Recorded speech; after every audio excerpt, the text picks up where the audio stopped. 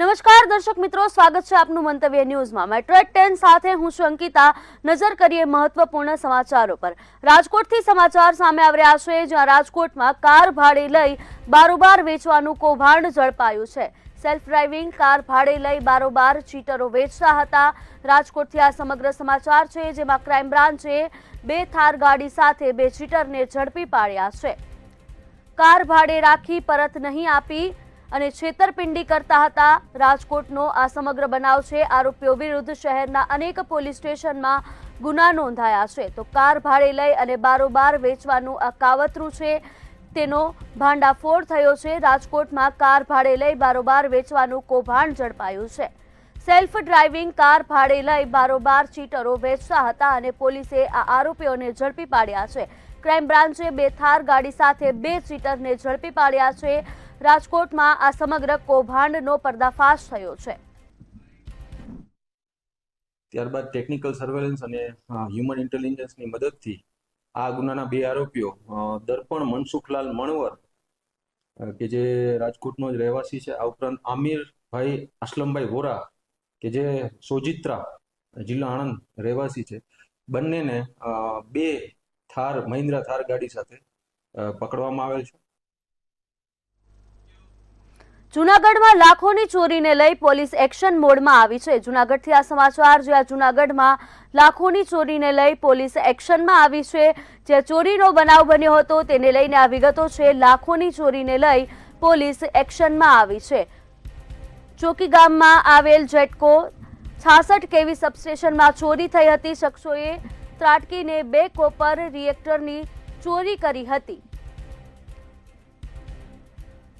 ચોરી થયેલ મુદ્દામાલની અંદાજિત કિંમત 3,70,700 હતી। જૂનાગઢનો આ બનાવ છે। પોલીસે ઘનશ્યામ નામના શખ્સની ધરપકડ કરી છે।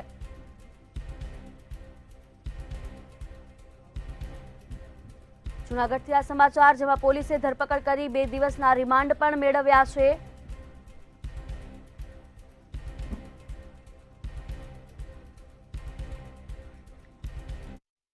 અજાણ્યા ઈસમો રાત્રિના સમય દરમિયાન ગેરકાયદેસર પ્રવેશ કરી કેપેસિટર યાર્ડ જે છે તેની અંદર પ્રવેશ કરીને 2 કોપરના રિએક્ટરની ચોરી કરે છે। આ 2 કોપરના રિએક્ટરની બજાર કિંમત 3,70,700 જેટલી થાય છે, જે આરોપીઓ ચોરી કરીને લઈ ગયા હતા। આ સમય દરમિયાન હ્યુમન અને ટેકનિકલ સોર્સના માધ્યમથી તાલુકા પોલીસ સ્ટેશન શ્રી પીઆઈ ગગનિયા તથા તેઓની ટીમને બાતમી હકીકત મળતા ઘનશ્યામ રાજુભાઈ નામનો જે વ્યક્તિ છે, જે મોરબીનો રહેવાસી છે, તેની અટક કરેલ છે અને તેના દિન 2 ના રિમાન્ડ લીધેલ। અમદાવાદના વટવા ખાતે ડિમોલેશનની પ્રક્રિયા હાથ ધરવામાં આવી હતી। વટવા વાનરવટ તળાવની 58,000 ચોરસ મીટર જગ્યાને ખુલ્લી મુકાશે। 430 રહેણાંક અને 30 કોમર્શિયલ જે દબાણો હતા તેને દૂર કરવાની પ્રક્રિયા હાથ ધરવામાં આવી હતી। 10 હિટાચી અને 5 જેસીબી દ્વારા દબાણ દૂર કરવાની પ્રક્રિયા હાથ ધરવામાં આવી હતી। 2010 પહેલા વસતા લોકો માટે વૈકલ્પિક વ્યવસ્થા કરાઈ છે। તળાવોનું ઇન્ટરલિંકિંગ કરવાનું હોવાથી દબાણ દૂર કરાયું હતું। વાનરવટ તળાવ, મહાલક્ષ્મી તળાવ, રોપડા તળાવનું ઇન્ટરલિંકિંગ કરવામાં આવશે।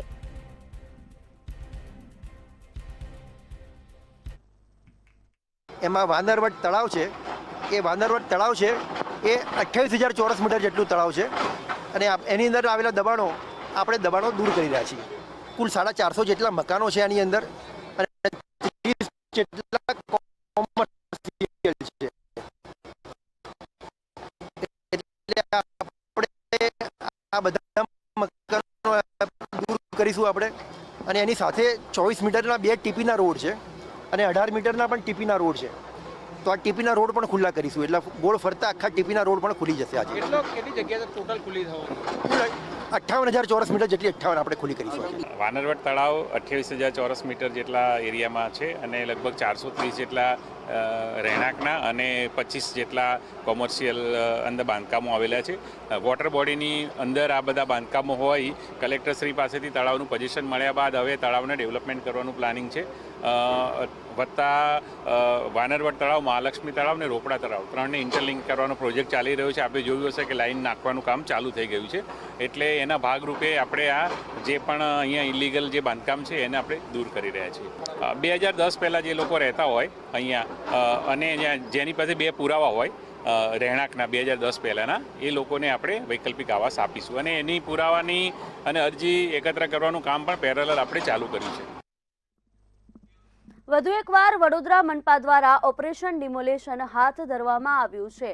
સરસિયા તળાવના મગરસ્વામી આશ્રમ પાસે ડિમોલેશન હાથ ધરવામાં આવ્યું હતું. સરકારી બિન નંબરી વિસ્તારમાં ગેરકાયદે દબાણો દૂર કરાયા છે. કલેક્ટરની સૂચના મુજબ દબાણની કામગીરી હાથ ધરવામાં આવી હતી. 38 જેટલા કોમર્શિયલ મિલકતોના દબાણ મનપા દૂર કરશે. સિટી પ્રાંત અધિકારીની ઉપસ્થિતિમાં દબાણો દૂર કરાયા હતા. પોલીસ કાફલા સાથે રેવન્યુના અધિકારીઓ ઉપસ્થિત રહ્યા હતા.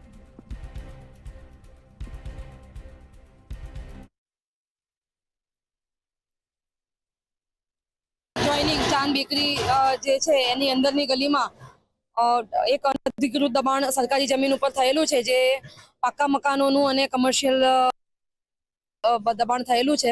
એની અંદર હાલમાં પોલીસ બંદોબસ્ત સાથે આ ડિમોલિશનની કાર્યવાહી ચાલી રહી છે, જેમાં 2 ડીસીપી, 5 એસીપી, 8 પીઆઈ અને 16 પીએસ, 180 માણસોની એસઆરપી અને પોલીસ માણસોની ટીમ સાથે આ બંદોબસ્તની હાજરીમાં આ ડિમોલિશન ચાલી રહ્યું છે. આજે આ સરસિયા તળાવ સરકારી તળાવના બિન સરકારી નંબરમાં ઘણા લાંબા સમયથી બિન અધિકૃત રહેણાંક તેમજ કમર્શિયલના બાંધકામો હતા. આશરે લગભગ 1995થી આ પ્રોસેસ ચાલતી હતી.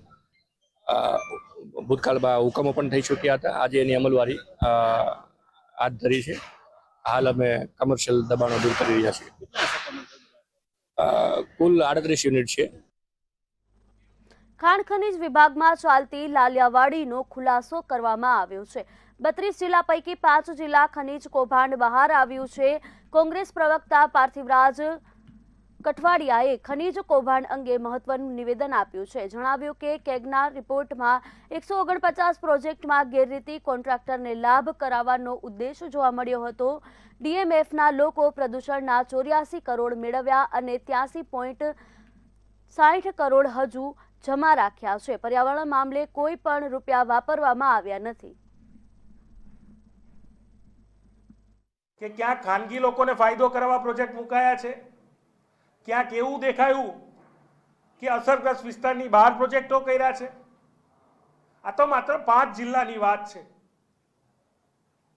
તો માની લો કે આ ગુજરાતના 27 જિલ્લામાં ડીએમએફ હેઠળ કેટલા રૂપિયાની ગેરરીતિ થઈ હશે તે સૌથી મોટો સવાલ ઊભો થાય છે.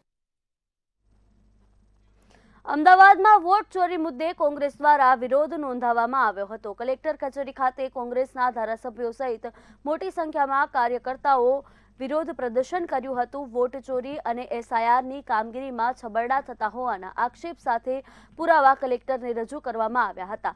કલેક્ટર કચેરી ખાતે પોલીસ અને કોંગી કાર્યકર્તાઓ વચ્ચે ઘર્ષણ પર સર્જાયું હતું. સાથે જ નિષ્પક્ષ તપાસ કરી વોટરોને પોતાનો અધિકાર આપવાની માંગ કરવામાં આવી હતી.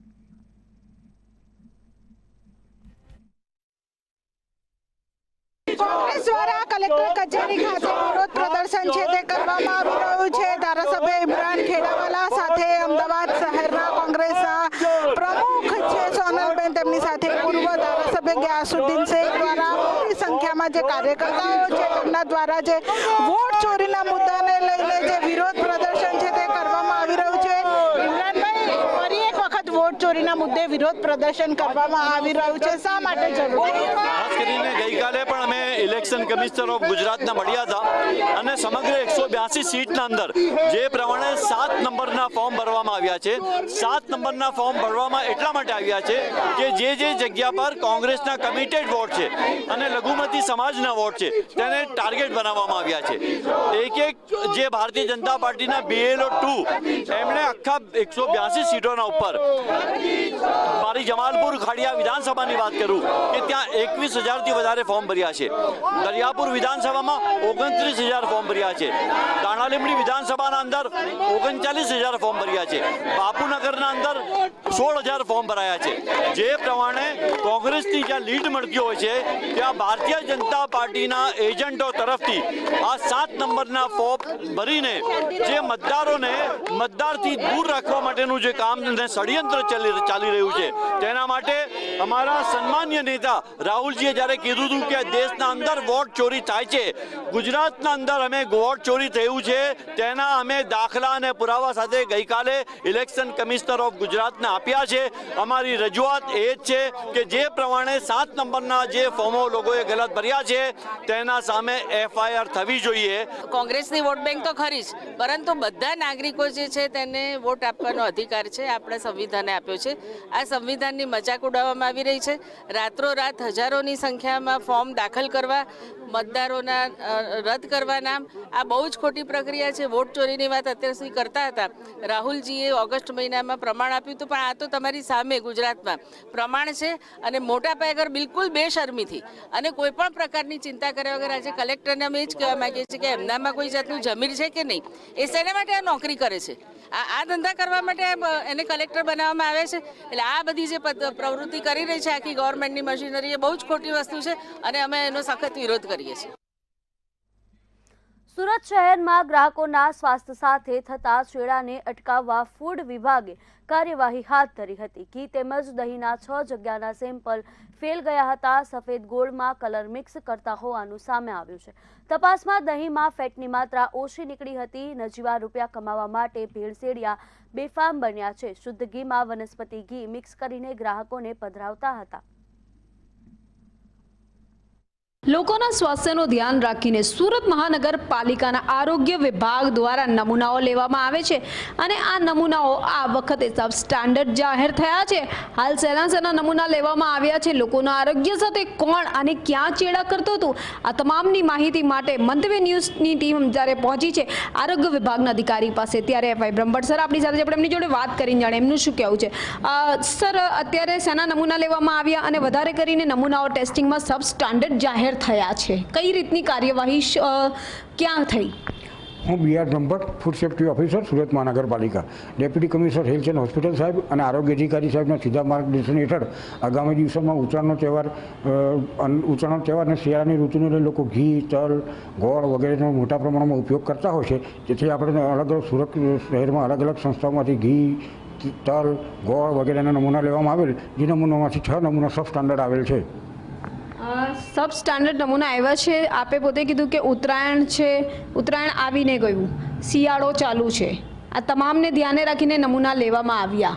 પણ હવે તો ઉત્તરાયણ વીતી ગયું ને હવે નમૂના સબ સ્ટાન્ડર્ડ આવ્યા છે, તો એનો મતલબ એનો અર્થ સીધો એ છે કે લોકો તો ખાદ્ય બધા તો આરોગી ગયા છે, તો તેનું શું?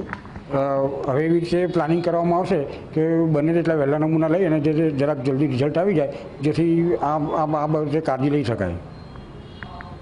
સર, અગાઉ ક્યાંથી નમૂના લેવામાં આવ્યા હતા અને હાલ કેટલા નમૂના, કેટલો જથ્થો જપ્ત કરવામાં આવ્યો, કેટલો નાશ કરવામાં આવ્યો અને કઈ જગ્યાને કોની ઉપર કાર્યવાહી? જૂથ તરીકે ફૂડ પ્રોડક્ટ, અક્ષર ઘી, આકાશ મોટેલ્સ, ધનલક્ષ્મી જનરલ સ્ટોર, અલ્પેશભાઈ અને ક્રિષ્ના સુપર સ્ટોરમાંથી 6 અલગ અલગ નમૂના લેવામાં આવેલ, જે સબ સ્ટાન્ડર્ડ જાહેર થયેલ છે. 2 નમૂના ઘીના છે, 2 ગોળના છે, 1 ટેબલ માર્કેટિંગનું છે અને 1 દહીંનું છે. તો આ હતા આરોગ્ય અધિકારી, જેમણે સ્પષ્ટ જણાવ્યું છે કે અત્યારે નમૂના જે સબ સ્ટાન્ડર્ડ આવ્યા છે, લોકોના આરોગ્ય સાથે ચેડા કરતા કેટલાક જે પૈસાની લઈને અંદર કેટલાક વેપારીઓ આ રીતના મિલાવટ કરતા હોય છે, જેને લઈને આ નમૂનાઓ સબ સ્ટાન્ડર્ડ જાહેર થતા હોય છે, લેબોરેટરી ખાતે ટેસ્ટ મોકલાવતા હોય છે અને લેબોરેટરીના ટેસ્ટ બાદ જ્યારે એનો રિપોર્ટ આવતો હોય છે ત્યારે એ ફેલ અથવા સબ સ્ટાન્ડર્ડ જણાતા કાર્યવાહી કરવામાં આવે છે. પરંતુ સુરત મહાનગરપાલિકા દ્વારા અત્યારે જે કાર્યવાહી કરવામાં આવી છે, શિયાળો ચાલી રહ્યો છે, ઉત્તરાયણ આવીને ગયું છે અને તેવામાં લોકોએ તલના લાડુ, ઘીથી બનાવેલી ચીજ વસ્તુઓ, અનેક વસ્તુઓ આરોગી છે. એટલે તમામને અત્યારે ક્યાંક ને ક્યાંક એક ચિંતાનો વિષય તો જોવા મળી રહ્યો છે. સુરત મહાનગરપાલિકાના આરોગ્ય વિભાગ દ્વારા અત્યારે હાલ કાર્યવાહી થતી હોવાની જોવા મળી રહી છે. કેમેરામેન શોએબ શેખની સાથે રાબિયા સાલેહ, મંતવ્ય ન્યૂઝ, સુરત.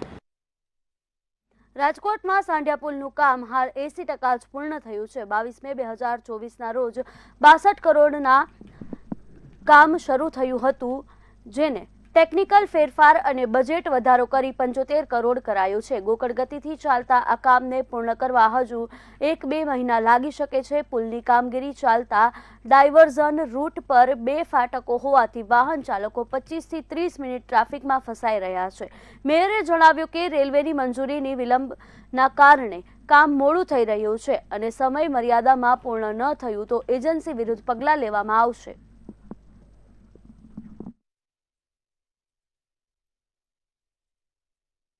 પુલમાં વચ્ચે રેલવે ફાટકના પ્રશ્ન હોય એટલે રેલવે પાસે આપણે મુંબઈમાં એની અરજી કરવી પડતી હોય છે અને એ રેલવેના પ્રશ્નને હિસાબે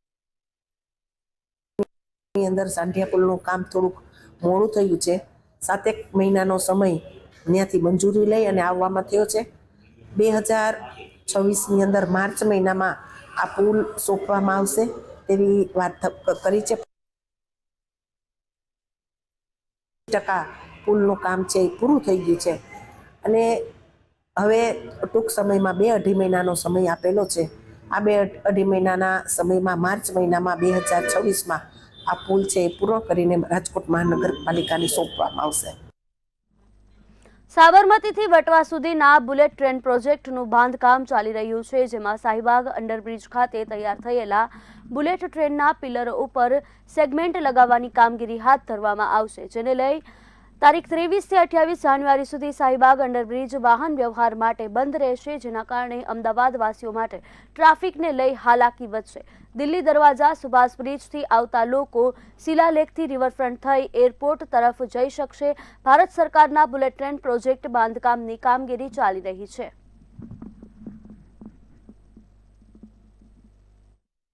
હાલ અમદાવાદ શહેરમાં બુલેટ ટ્રેનની કામગીરી છે તે પૂરજોશમાં ચાલી રહી છે, ત્યારે આને લઈને વધુ એક વખત શાહીબાગ અંડરબ્રિજ છે તે બંધ કરવામાં આવશે.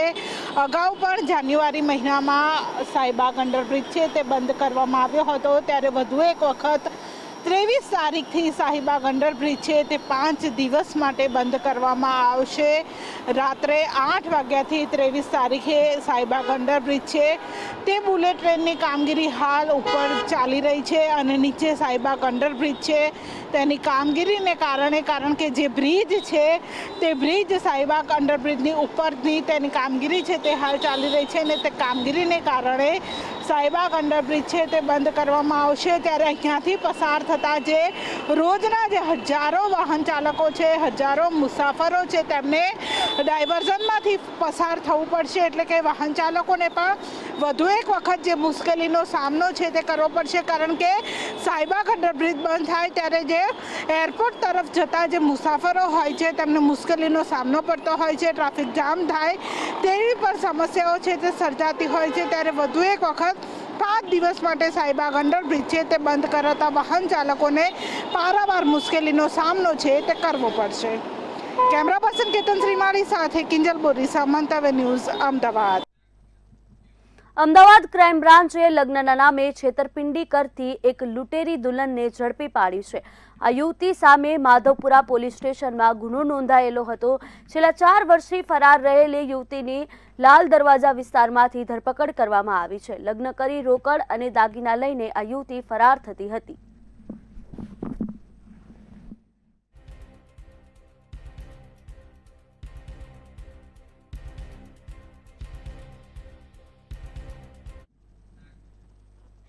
જૂનાગઢ ક્રાઇમ બ્રાન્ચે બંટી બબલીને ઝડપી પાડ્યા છે. 30 ગ્રામના દાગીનામાં માત્ર 10 ગ્રામ સોનું અને 20 ગ્રામ અન્ય ધાતુ ભેળવી વેપારીઓને પધરાવ્યા હતા. જૂનાગઢ પોલીસે બિહારના ભાગલપુરના 2 રીઢા ગુનેગારોને વડોદરાથી દબોચી લીધા છે. ગુજરાત, બંગાળ, આંધ્રપ્રદેશ અને તેલંગાણા સહિતના રાજ્યમાં કરોડોની છેતરપિંડી આચરી હોવાની કબૂલાત કરી હતી.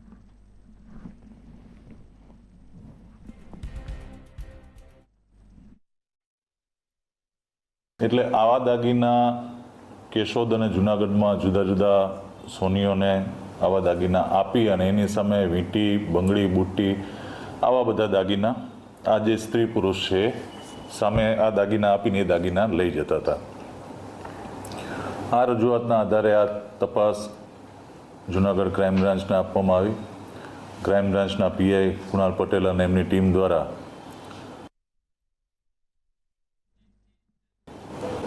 આ આરોપીઓના ફોટા અને જે કે એમના નંબરને બધું મેળવીને ટેકનિકલ અને હ્યુમન રિસોર્સિસથી તપાસ કરતા આ સ્ત્રી પુરુષ વડોદરા આજુબાજુ હોવાનું જણાતા ટીમને ત્યાં મોકલી અને બંનેને હસ્તગત કરેલ છે. જૂનાગઢના કેશોદમાં સોની વેપારી સાથે છેતરપિંડી આચરવામાં આવી હતી. અજાણ્યું કપલ ઠગાઈ કરી ₹2,84,996નું સોનું રોકડ લઈ ગયા હતા. સોની બજારમાં સોના ચાંદીના દાગીનાની મજૂરી કામ તથા લે વેચ કરતા નરેન્દ્રભાઈની દુકાનને એક પુરુષ અને એક મહિલા ગ્રાહક બનીને આવેલ હતા. ત્યાં સોની વેપારી સાથે વાતચીત કરી વિશ્વાસમાં લઈને પીળી ધાતુ જેમાં અમુક ટકા સોનું હોય તે હાર મૂકીને તેની અવેજીમાં 2 સોનાના ચેન અને રોકડ લઈ ગયા હતા. જૂનું સોનું પરત લઈ જવાનું કહી નીકળી ગયા બાદ ફોન બંધ આવતા જૂના દાગીનાની ચોકસાઈ કરતા ખોટું હોવાનું સામે આવ્યું હતું. પોલીસે સમગ્ર મામલે પુરુષ અને અજાણી મહિલા વિરુદ્ધ ગુનો નોંધી આગળની કાર્યવાહી હાથ ધરી છે.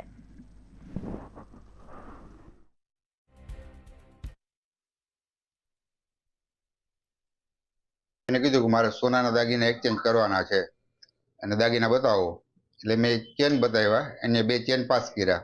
2 ચેન પાસ કરીને કે અમે બિલ બનાવી દીધું. એટલે મેં બિલ બનાવ્યું અને પછી એને મને હાર આપ્યો કે હાર છે એ અમે તમને આપી જાય, તમે ભાંગતા નહીં, પણ વધઘટના પૈસામાં આપી તમારા ખાતામાં ટ્રાન્સફર કરી અને અમારો હાર લઈ જશું. અમને ત્યાં દાગીના અને ઉપર અમારે 22,000 રૂપિયાની જરૂર છે. તો 22,000 રૂપિયા રોકડા લઈ ગયા અને 2 ચેન લઈ ગયા અને હાર આપી ગયા કે હાર ભાંગતા નહીં તમે. એ લોકો ગયા પછી મને મીડિયા ખબર મળ્યા કે ભાઈ આ લોકો ચીટર લોકો છે અને ધ્યાન રાખવાનું. એટલે મેં તપાસ કર્યો તો હાર ખોટો જ છે, એમાં કંઈ હતું નહીં. કે તાજેતરમાં કેશોદમાં એક અમારા ટોળકા સભ્યની સાથે છેતરપિંડી કરી ગયા છે. એક સોનાનો ડુપ્લિકેટ હાર દઈ ગયા છે અને સામે સોનાના 2 ચેન અને રૂપિયા રોકડા લઈ ગયા છે. તો આવી ગેંગથી સાવધ રહેવું. તમામ ગુજરાત આખા સુવર્ણનગર હેતુસરને પ્રમુખ વતી હું એક બધાને નમ્ર વિનંતી કરું છું કે બધા સાવધ રહે, આવી નાની ભૂલો ના કરે. રાજકોટથી સમાચાર સામે આવી રહ્યા છે, જ્યાં રાજકોટમાં ઓડિયા ગેંગ સામે ગુજસીટોક હેઠળ કાર્યવાહી કરવામાં આવી છે. ઓડિયા ગેંગ સામે ગુજસીટોક હેઠળ કાર્યવાહી. ગેંગ લીડર અવેશ અયુબ ઓડિયા હાલ જેલમાં છે. રાજકોટથી આ સમાચાર છે, જેમાં ઓડિયા ગેંગના 9 સાગરીતો પોલીસના સકંજામાં આવ્યા છે. છેલ્લા 10 વર્ષમાં ખૂન સહિત 34 જેટલા ગુનાઓ નોંધાયા હતા. તેમના વિરુદ્ધ આ ગુજસીટોક હેઠળ કાર્યવાહી હાથ ધરવામાં આવી છે.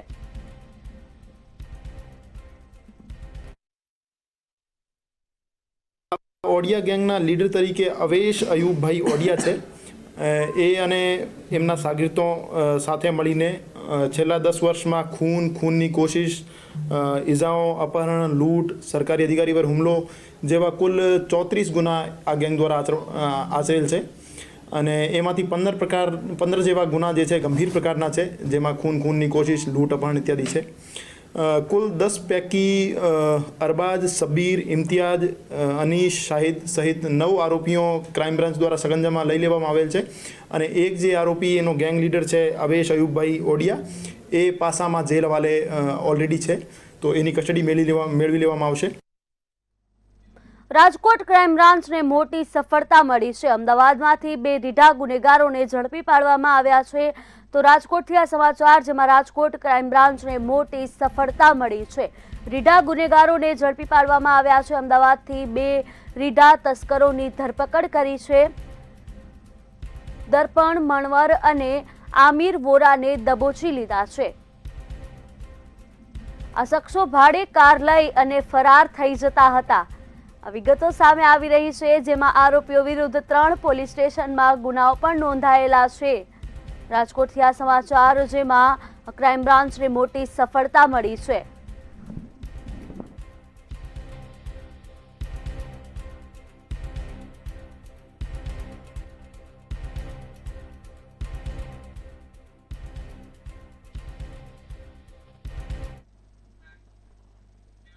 સુરતના ખટોદરા વિસ્તારમાં કારમાં આગ લાગી હોવાની ઘટના સામે આવી છે. સુરતથી આ સમાચાર, જેમાં ખટોદરા વિસ્તારમાં કારમાં આગ લાગી. આ સમગ્ર ઘટનાના દ્રશ્યો પણ સામે આવ્યા છે. કિયા કાર્નિવલ ગાડીમાં આગ લાગતા અફરાતફરીનો માહોલ સર્જાયો હતો. સ્થાનિકોએ ફાયર બ્રિગેડની ટીમને જાણ કરી, જે બાદ આગ પર કાબુ મેળવવાના પ્રયાસો હાથ ધરવામાં આવ્યા હતા. ફાયરની ટીમે કાર્યવાહી કરી આગને કાબૂમાં લીધી છે. તો સુરતથી આ સમાચાર, જેમાં કિયા કાર્નિવલ ગાડીમાં આગ લાગતા અફરાતફરીનો માહોલ સર્જાયો હતો. ફાયર વિભાગ દ્વારા આગ પર કાબુ મેળવવામાં આવ્યો છે. ખટોદરા વિસ્તારમાં આ કારમાં આગ લાગી હતી અને કાર ભડભડ સળગી ઉઠી હતી.